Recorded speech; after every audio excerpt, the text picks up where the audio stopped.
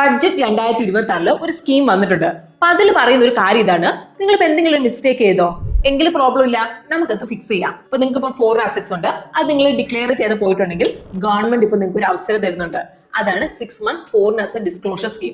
അപ്പൊ നിങ്ങൾ ശ്രദ്ധിച്ച് കേൾക്കുക ഇതെന്താന്നുള്ള കാര്യം. ഇപ്പം students, young professionals, tech employees അതിൽ റീലൊക്കേറ്റ് ചെയ്ത NRIs പോലത്തെ ചെറിയ ടാക്സ് പേയേഴ്സിന് അവരുടെ ഫോറിൻ അസറ്റ്സും ഇൻകവും പ്രോപ്പർ ആയിട്ട് ഡിസ്ക്ലോസ് ചെയ്യാനുള്ള ഒരു ഗോൾഡൻ ചാൻസ് ആണിത്. അപ്പൊ ഈ ഒരു സ്കീമിൽ 2 കാറ്റഗറി ആയിട്ട് ഇവിടെ ഡിവൈഡ് ചെയ്തിട്ടുണ്ട്. ഇപ്പൊ കാറ്റഗറി എയിൽ നിങ്ങളിപ്പോ ഫോറിൻ ഇൻകം അല്ലെങ്കിൽ അസറ്റ്സ് ഒന്നും ഡിക്ലെയർ ചെയ്തിട്ടേ ഇല്ല, അതുപോലെ അതിന്റെ വാല്യൂ 1 കോടി വരെ ആണെങ്കിൽ അസറ്റിന്റെ ഫെയർ മാർക്കറ്റ് വാല്യൂന്റെ 30% ടാക്സ് അടയ്ക്കുക, അല്ലെങ്കിൽ അൺഡിസ്ക്ലോസ്ഡ് ഇൻകത്തിന്റെ 30% പ്ലസ് എക്സ്ട്രാ 30% പെനാൽറ്റി ആയിട്ട്.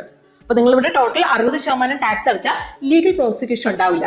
ഇനി കാറ്റഗറി ബി, നിങ്ങൾ ഇപ്പം ഇൻകം ഡിക്ലെയർ ചെയ്തു, അതുപോലെ തന്നെ ടാക്സും അടച്ചു, പക്ഷെ അസറ്റ് ഡിക്ലെയർ ചെയ്യാൻ വേണ്ടി നിങ്ങൾ മറന്നുപോയി.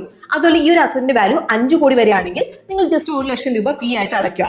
അങ്ങനെയെങ്കിൽ പെനാൽറ്റിയും വരില്ല, അതുപോലെ ലീഗൽ ട്രബിളും നിങ്ങൾക്ക് ഇവിടെ വരില്ല. ഇനിയിപ്പോ ഒരു ബോണസ് പോയിന്റും കൂടി ഉണ്ട്, അത് ഞാൻ നിങ്ങൾക്ക് പറഞ്ഞുതരാം. ഇപ്പൊ നോൺ ഇമൂവബിൾ ഫോറിൻ അസറ്റ് 20 ലക്ഷം താഴെയാണെങ്കിൽ ഓട്ടോമാറ്റിക്കലി പെനാൽറ്റിയും ഇല്ല, പ്രോസിക്യൂഷനും ഇല്ല.